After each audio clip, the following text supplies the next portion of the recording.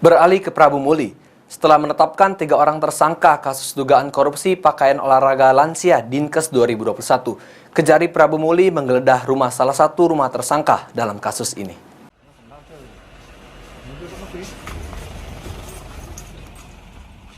Rumah tersangka kasus dugaan markup baju olahraga lansia di Dinkes Prabu Muli mencapai ratusan juta rupiah, yakni DMS di Jalan Taman Murni, Gang Murai, Batu 2, Kelurahan Gunung Ibul Barat 1, Prabu Muli Timur.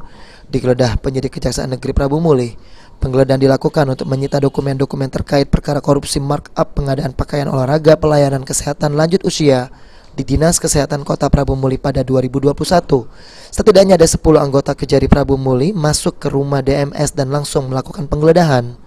Kasih Intel Anjas Marakarya mengungkapkan penggeledahan dilakukan untuk pengembangan proses penyidikan kasus korupsi kaos olahraga yang kini sudah ditetapkan 3 orang tersangka, yakni pejabat pembuat komitmen atau PPK Dinkes Prabu Muli berinisial BK, pihak swasta berinisial DMS, dan seorang lurah berinisial JA.